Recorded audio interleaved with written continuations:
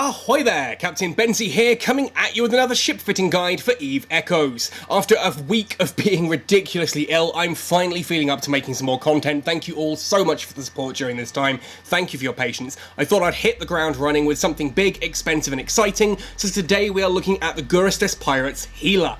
And no, I'm not pronouncing that wrong. If we assume that the rattlesnake and the worm are also based on the animals themselves, then the only creature that shares the same spelling as the Gila is the Gila monster, a species of venomous lizard native to the southwestern United States. Look it up on Wikipedia. Wikipedia never lies. That's how we're pronouncing this going forward, the Gurustes Pirates Gila. Now, weird pronunciation aside, with the new updates to how combat pirates work, with the new ratting update, I wanted to just have a look at the Gila and see if this is still the undisputed queen of PvE ratting. So we're going to look at what this ship is, what it does, how to fit it, how to use it under the new encounter rules, all that kind of thing that are going on there, and we're going to see how this all works. If you do enjoy this video, let me know by hitting a like on it, sub to the channel for all things Eve Echoes, ding that notification bell, and modify the settings to make sure you never miss an upload, and let me know in the comment section down below what ships you want me to cover in future videos. That said as well, if you do want to go the extra mile to help support this channel, you can do so by joining us on Patreon. The link is in the description below and on the shiny silver little bar here in the middle of the video. Alright, that's said and done, let's jump right into talking about the Gurustes Pirates Gila.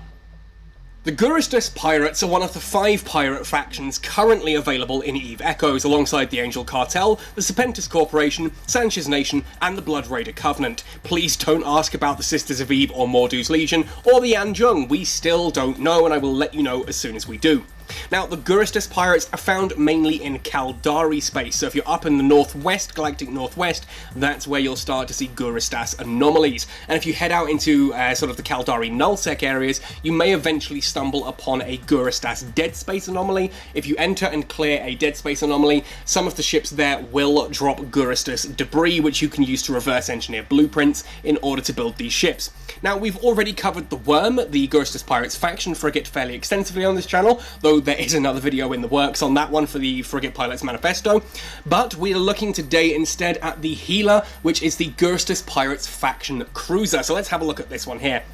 Interesting design to this. It's very much like the Moa, and I do apologise for the flashing, that's a bug that I just cannot seem to fix at all.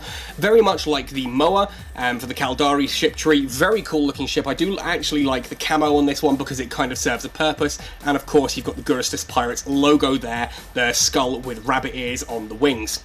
Looking at the attributes and fittings of this, it is of course a drone ship, though you wouldn't necessarily believe it by the fact that it only has 2 drone launching tubes, which can launch either small or medium, but we'll come to that in a moment. We have 4 high slots, 3 mid slots, 5 low slots, 3 power grid rigs, and 3 mechanical rigs, fairly standard for a faction cruiser, and of course this is available to you once you hit tech level 7. You need to be tech level 7 in order to fly a faction cruiser.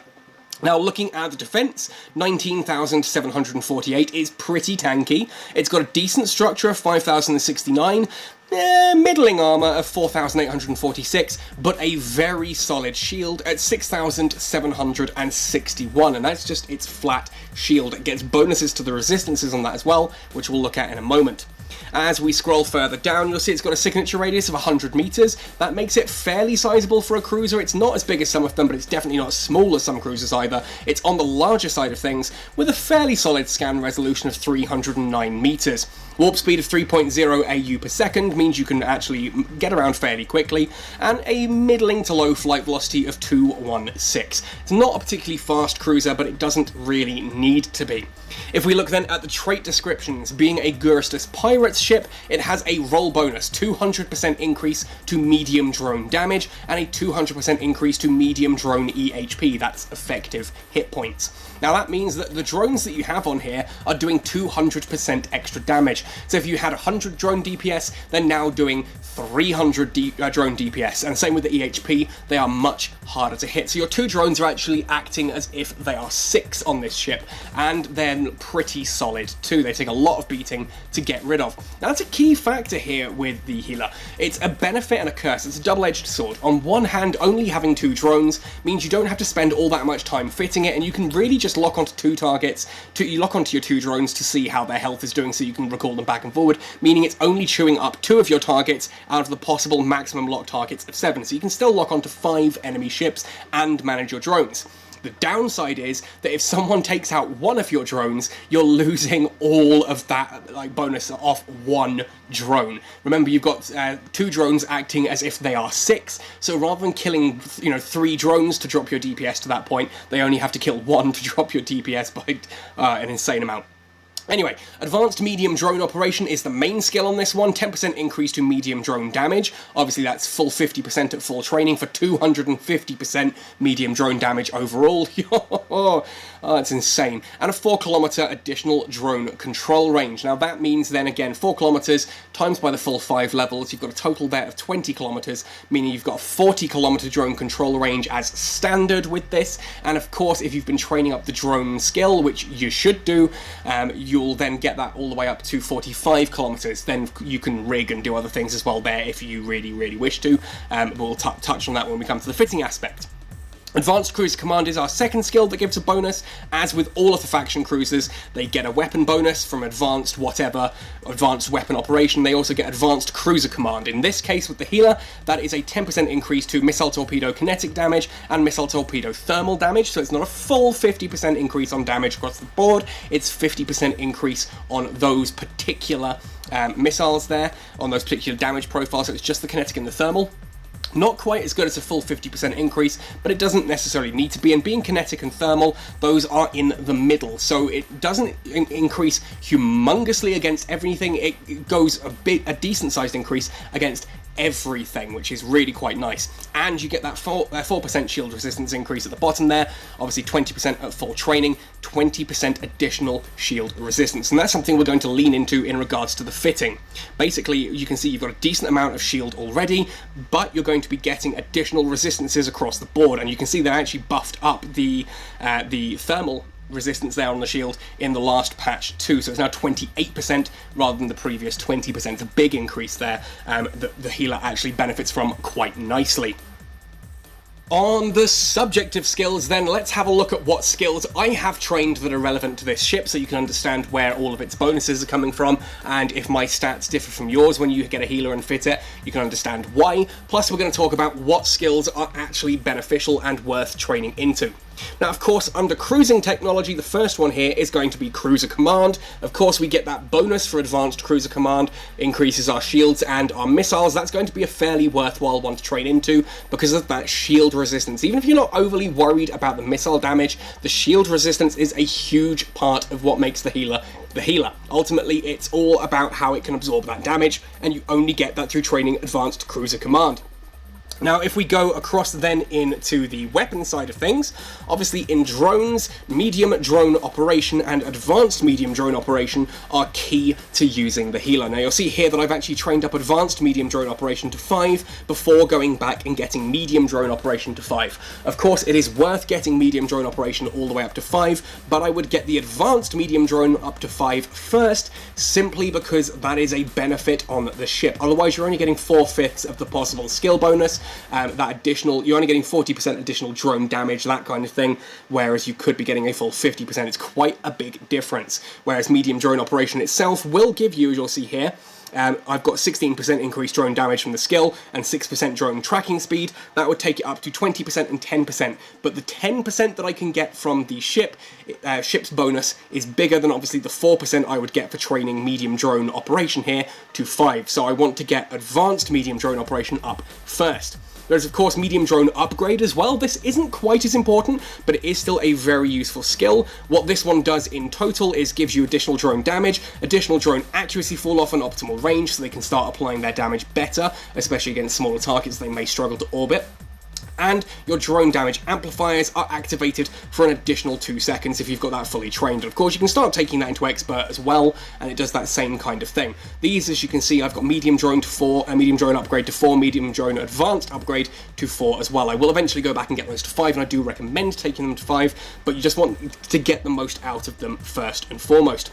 Other important things that are worth mentioning, obviously shield operation is going to be a useful one here, and shield hardening. Now, I haven't bothered training shield hardening hardening for one simple reason, and that's if we jump out here a second and go into the tutorial menu, you'll notice that once you get all the way down to Advanced Tutorial 9 when it loads, Advanced Tutorial 9 will give you a choice of different skill chips. You get to choose between either shield hardening or armor hardening. So I don't really want to train into the skill when I'm going to get a skill chip that actually allows me to do that on its own right the way there. You can see otherwise it's 192,000 skill points. It's not a cheap thing, but it does take you all the way up to level 5, which is really nice. And that just helps keep the ship alive a bit longer by using shield hardeners. And that is something that is a big part, again, of what makes the healer operate.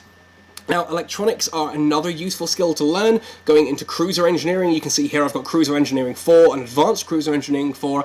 That gives me a decent-sized power grid in order to fit things with, but it's mainly about the capacitor bonuses here. You'll see I get that additional capacitor capacity, and that is the key part here. And at full level 5 on Advanced, that's a 15% increased capacitor capacity, and at Cruiser Engineering 5 as well, that's a 20%. So I've got 20% at the moment, it goes up to 25% when you've got that trained at level 5. So again, I do recommend getting that basic up to level 5. I'm just working on other things in the meantime. Those are going to be your key skills: Advanced Cruiser Command, Advanced Drone Operation, Advanced Medium Drone Operation, Advanced Medium Drone Upgrade, and of course there's one other skill I haven't mentioned here at the bottom, the Drone skill itself. Now, the reason this is important is to get that additional drone control range, and the drone control number doesn't actually matter all that much with the healer, which is interesting, because obviously you've only got 2 drones. If you've been using something like a Vex and Navy issue before this, you'll have probably already taken drone up to level 5 in order to get the ability to use all of the drones that the ship can actually carry. The healer, you don't need it that high. You actually only need to train 1 level in this so that you can use the 2 drones there.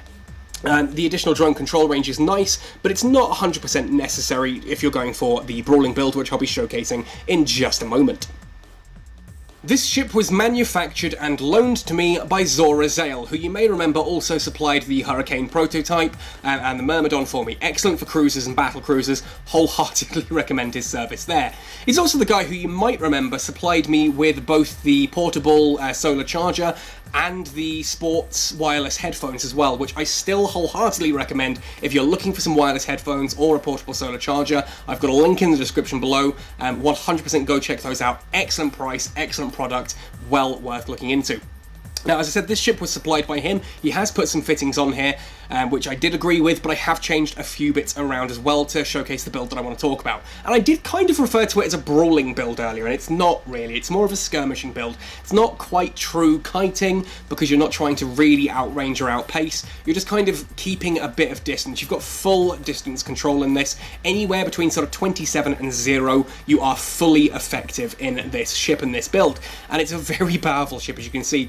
The offensive DPS there, 506.49, if you are in range to be using both your drones and your missiles, which you should be. As I said, it's about 28 kilometers, thanks to the high slots here being Pitham C-type medium missile launchers. Now, yes, okay, Rapid's got a bit of a nerf recently. Mediums are a little bit better than they were before. They've had a 20%, I think, increase, if I recall correctly, to their damage profile, which is really nice. And you can see here, the 50% bonus from the ship itself is applying. You've got 129 on electromagnetic and on explosive, sorry, and you've got 194 on both thermal and kinetic. So it still gets a decent damage profile across the board there, and it can do this from 27.95 kilometers. The downside to medium missile launchers compared to Rapids, however, is the explosion velocity, which is a little bit slower, and the explosion radius, which is a little bit larger. And if you've watched my video on how missiles work, you'll understand that means they can struggle to apply their damage effectively against smaller, faster moving targets. So that's kind of what has dictated our mid-slots here. First of all, a Mark 7 target painter.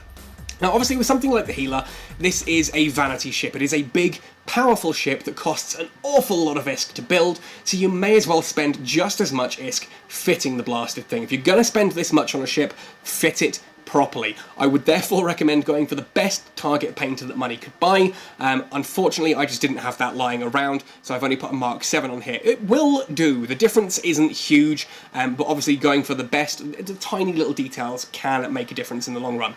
The reason we've gone for a target painter is that signature radius adjustment, in this case 27%, and its optimal range of 25.8 helps us out nicely as well. It means you're doing that full signature radius adjustment at 25.8 and you're barely falling off at all when you're sitting at the 27 kilometers that we'd be orbiting at mostly for the missiles. That makes your target signature radius bigger. That means that the medium missiles apply their damage better to that target. You could put a web of fire on here, but with a target painter, chances are that with your medium drones and those medium missiles, you should be able to take out most small targets before they get close enough for a web of fire to even take effect. And once they are that close, medium drones still apply their damage really well to small, fast-moving targets. Just the missiles need a bit of a helping hand, and here, being able to increase the target signature radius helps the fact that you've got a large explosion radius, sorry. That large explosion radius therefore applies damage better to larger signature radiuses, and that's what the target painter there does. The other one we've got here is a smoke sensor dampener. Now, sensor dampeners is something I think a lot of people are confused by, like what is their actual use in the game? And for me, drone ships kind of exemplify the best use of sensor dampeners. Normally, you use a sensor dampener to slow down someone's lock-on time to you.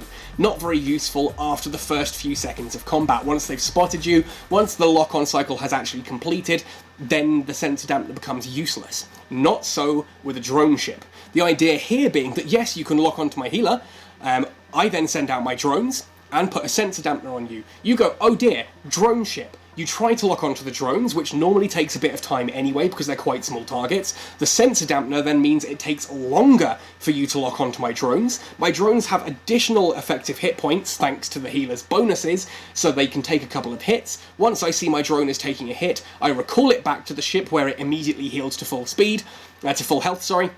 I then send it back out into space and force you to lock onto it again with a sensor dampener on you, making sure that you take as long as possible to lock onto the drones. It really helps with drone survivability, and considering you've got only 2 drones, if you lose 1 drone, that is almost 50% of your drone, well, that is 50% of your drone DPS gone instantly. And in this case, if we actually have a look at the ship's stats here, 290.84 DPS from 2 drones. That means, what, 145, nearly 146 DPS per drone. If they kill a drone, you drop 146 DPS. That's huge. So you need to make sure they don't kill your drones.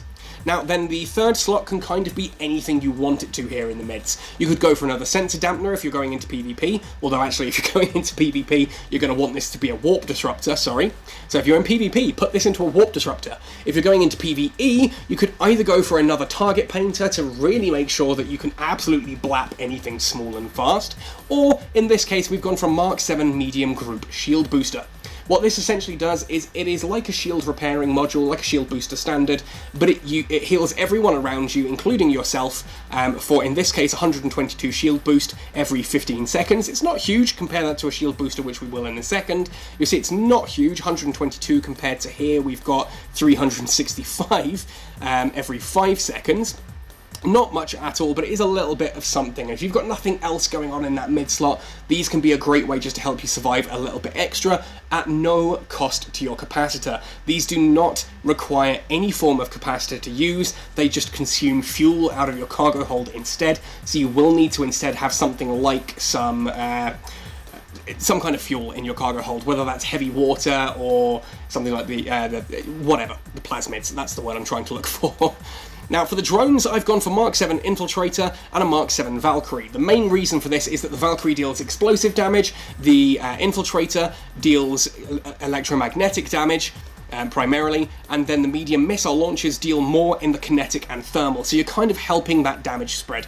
The missiles don't do as much in electromagnetic and explosive, so that's where the drones come in, they kind of pick up that point. Though, as I've discussed before in other videos, ultimately the difference between the optimal drone composition and a suboptimal drone composition is less than about 1% DPS by the time you actually calculate it and work it out. It's not a huge thing, so if you've only got 2 Vespers or 2 hobgoblins, not hobgoblins, whatever the medium ones are called, completely slips my mind at this point.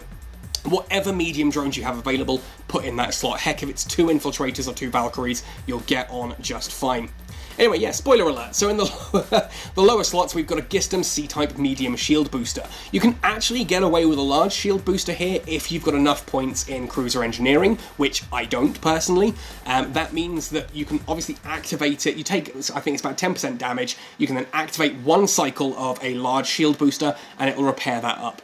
A medium shield booster takes a little bit longer for you to repair that kind of damage, it'll take 2 or 3 cycles, but it still can do it, and using less capacitor you can just kind of keep it active. Capacitor on this ship is not stable, it's only 1 minute 30, which is where the capacitor battery here comes in. Obviously that gives us an extra 626 gigajoules to the capacitor as standard. We can activate it to dump in an additional 1002 gigajoules into the capacitor, which will last for 25 seconds or until consumed, and will allow you to recharge your base capacitor faster, 18.8% faster underneath. Very useful for helping us maintain capacitor stability.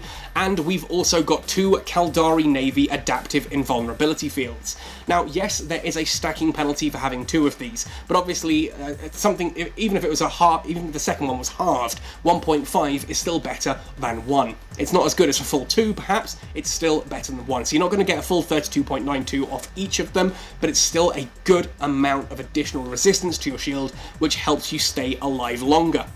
And yes, okay, you're going to be leaving those active for a long time, and you're saying, okay, but it's only 1 minute 30 of capacitor. Surely that's not going to last particularly long in combat. Well, actually, that's kind of lying to you, because the last module here is a Federation Navy medium micro warp drive, and you're not going to have this active for the most part of a fight, as you'll see. The idea here is that you use a micro warp drive to get from A to B quickly. It allows you to get to the range you want to be at, and so you can start applying the damage in the way that you want to. It's useful for looting at the end of a mission, at the end of an encounter, because you can move between points quickly. If someone comes down into an anomaly you're farming and hits you with a warp disruptor, chances are you can micro warp drive out of range and then disengage from there if you need to. If you get caught in an interdiction sphere whilst moving in nullsec, again, you can micro warp drive out of the sphere and get to safety. Useful, very useful module there. You can use an afterburner if you're only going to be going in, say, encounter farming, so that other players cannot jump in on you and gank you, and if you're not going into nullsec. So if you're just going high sec, low sec encounter farming, then an afterburner may be a better option and will help you maintain capacitor stability that little bit longer. Now, ultimately, though, as I said, that 1 minute 30 is with everything active, and you're never going to actually have everything active. As you'll see later, this is a pretty capacitor-stable build in the long term. Anyway, let's have a look then at the rigs. Now, rigs in this case are split quite nicely here. We've got some defensive rigs with an anti-thermal screen reinforcer that gives us an additional 35% thermal resistance. The other one is an anti-electromagnetic screen reinforcer for an additional 35% electromagnetic resistance to our shields as well. And you'll see in combat, that gives you, literally, I think the lowest resistance on the shields on this ship when everything is active is about 75% resistance. It's quite insane. The third and final one then is a drone firepower augmenter. You can either go for a drone firepower augmenter or a drone speed augmenter. Both of them will increase your drone DPS, and it's the drone DPS that we want to lean on most here. It is the bigger of the 2 pools. On the right hand side in the mechanical rigs, we've got a semiconductor memory cell 2 and a semiconductor memory cell 1. Again, you can go for 2 of those to give yourself the bigger capacitor. There is no penalty for stacking for stacking these. You are just flat out increasing your capacitor, and semiconductor memory cells do work out better in the long run compared to the other ones, which are capacitor control circuits. Zora has gone for a capacitor control circuit here. There's no penalty on this, so the ideal fit would actually be 3 semiconductor memory cells, I would argue, on this one. 3 semiconductor memory cells, if you can afford them, because they're like 150 million ISK each. That's 450. That's a faction frigate just on this ship's low mechanical rigs. That's insane. But that would be the ideal situation, to give yourself a nice big capacitor that recharges quite powerfully and doesn't drain as quickly. That'll help you maintain that capacitor stability even better.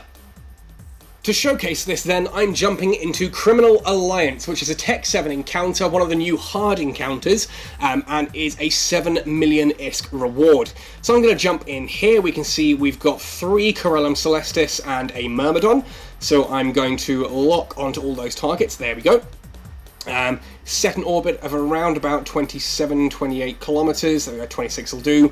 Change to make sure I'm looking at the ships, and you'll see here we've got the Corellum Celestis is using its E-War modules on me. Now, being a Galente encounter, those E-War modules tend to be the sensor dampeners, which don't actually matter at all because I'm already locked on. Anyway, if we activate those two adaptive invulnerability fields and then go into the fitting menu, you'll see that here, if I go to defense, my resistances are, as I said, 75% is the lowest resistance. Electromagnetic at 75%, 77 for kinetic, 81 for explosive, and 82 for thermal. That is just insane resistances. You can see here I've been taking damage with that open. I haven't got the shield booster active. Let's activate it for some cycles. Oh, rock. Activate it for some cycles here, and dump that capacitor battery in just so I'm not using much of my capacitor at all. And you'll see I've taken almost no damage at all from this Tech 7 anomaly because just my resistances are so high. Anything that hits me, about 75 to 80% of that damage is absorbed by the shields. That's an insane amount of absorption. And you can see the actual DPS from the drones and the missiles is still fairly solid. Now, ultimately this is before I sat down with the fitting a bit closer. I've still got the stasis webifier here, not the sensor dampener. Sensor dampener wouldn't really make much of a difference here in PvE as they don't really attack the drones. And the target painter is obviously what I would normally recommend. But again, there's no small targets in this wave, so it doesn't really make a huge difference. Those missiles are going to be hitting their targets pretty solidly anyway. Now the encounters, I actually quite like how the encounters have changed now. Yeah, okay, let's move to 25 kilometers just so I'm maintaining a closer orbit and I can just bump everything. Yeah, okay, the storyline encounters are now more difficult. To me, that's a good thing. Tier 8 and storyline encounters were supposed to be sort of fleet combat. You're supposed to have a friend with you when you do that. You're not supposed to be soloing it, and so many people were soloing those so easily that the meta level 5 storyline loot was ridiculously cheap. I would argue that there's really no need, there's no reason for not having a ship fully fitted out with meta level 5 storyline gear. Even if you've just started the game, that can be some of the cheapest loot ever. You'll see I run around with like tier 2 frigates running around in meta level 5 gear, that storyline gear. Because why wouldn't you? Why wouldn't you? When you can buy a set of, you can buy three, what are they called, Jolt autocannons or whatever, for like 5,000 ISK a piece. It's like, why would you not spend 15,000 to get loot that is better than the Mark 9 gear? I understand why they've done that and why they've brought it down. And on the other side of that though now, the standard encounters give so much more. Once you hit tech level 5 and you can do the tier 5, tier 6 and tier 7 encounters, they're like a minimum of 350,000, 400,000 ISK, plus bounties, plus loot. And there is so much more loot that now drops at the end of these things, it's quite insane. And here I am waxing lyrical about the changes to encounters. I'm not even talking about how we use the healer because, quite frankly, you've kind of done it. You turn up into an encounter, you lock onto everything, you pick a target to orbit, and you just blow everything else up. This thing takes so little damage and deals so much. It's kind of like, you know, you don't really need to talk about it. Like, just look at that, 1337 leaked damage there from that one strike, and just chewing through these ships. These are, you know, fairly hefty cruisers, Tech 7 cruisers that were just blowing to pieces here, so willy-nilly, so just absent-mindedly. It's absolutely insane. But we are going to have a new wave spawning soon. Just as a quick point, actually, take a look at the capacitor. I mentioned earlier that 1 minute 30 kind of lies to you because we don't really have the micro warp drive active. Well, okay, yeah, I've just activated the battery, but 120%, we're still sitting at like 80% capacitor on this thing, and we're several minutes into combat. So here, I've set that orbit on the Celestis Covert Ops. I'm now going to take out that Corelli Algos. It is worth noting that some of these ships now do apply scramblers and warp disruptors. Keep an eye, always have your overview open and look for the symbols. Again, you can see there on the Corellum Celestis, that is a Nosferatu, which is going to be primarily out of range here, not doing too much, and a sensor dampener. But you want to keep your eye open for warp disruptors and warp scramblers. Don't panic if you see one, just work out which ship is doing it to you and pummel that ship into oblivion first. Now, congratulations, you're safe, you can warp away if anything starts to go wrong. just keep an eye out on that, because they do crop up surprisingly frequently. I've done a couple of Tech 5 encounters that have had scramblers and warp disruptors in. Although, nicely, those have dropped for me, which can be a real boon as well. It means a lot of the ships that I use for cheap PvP do actually now have warp scramblers on them, rather than having to buy them off the market sort of thing. But here we are. We're just going to slowly go through the rest of this wave now as well. The healer, it's a typical drone ship. You kind of just set your distance from where you want to be. I'm still warping around the Celestis there, the one that the Myrmidon at 16 kilometers. I'm orbiting the Myrmidon at 16 kilometers, and I'm just destroying everything else. In fact, I've accidentally split my targets here, so my drones are taking out one Celestis, and my missiles are taking out the other one. I may as well leave them to do that, because they're about to finish off that one.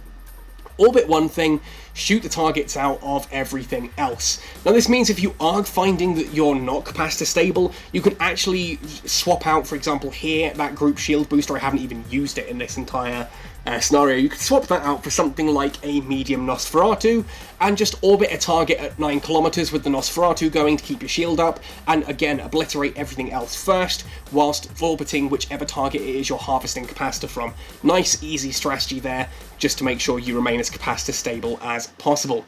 Now ultimately though, that kind of showcases everything. I've talked about pretty much everything I want to here in regards to the healer. I'm not going to take this into nullsec. I'm not going to take this out PvPing somewhere like Tama, simply because this is a 1.5 to 2 billion-isk ship. I don't have that much money on any of my characters, and it's not my ship, so if I were to lose it, I would have to replace it, and that puts me in a serious amount of debt to someone who is otherwise a really cool guy, and I would not want to do that to him, and I would not want that weighing on my shoulders. So maybe one day I'll get a healer of my own, I'll take it out into PvP, although to be fair, I'm more likely to showcase that with something like a Phantom or an Ashamu, so keep an eye out for that content. Otherwise though folks, this does sum up everything I wanted to talk about here with the healer, how it works, how it operates, how you fit it. Have a little bit of a look at what the new encounters are like. As I said, this is a Tech 7 encounter, nice and easy. 7 million-isk plus bounties and loot from this is not a small amount of money. Okay, yeah, it's not as much as some of the storylines we're getting before, but again, for game balance purposes, yeah, okay, you're not probably able to make as much money as you were previously, before the patch, thanks to these changes. You may not be making as much money, but the game itself is in a healthier state because of it. Anyway, let me know your thoughts and opinions in the comment section down below. I know a lot of you guys are flying healers yourself. Were you surprised to find out that that is in fact how you pronounce this ship's name? I certainly was, and I'm rolling with it. Let me know your thoughts and opinions in the comment section down below. Otherwise, folks, thank you for watching right the way to the end of this one. Apologies for my voice being so out of whack at the moment. I am still recovering from this flu, but I'm good enough to get content out now, so thank you for your patience. Thank you for watching right the way to the end, folks. Happy sailing, and see you in New Eden.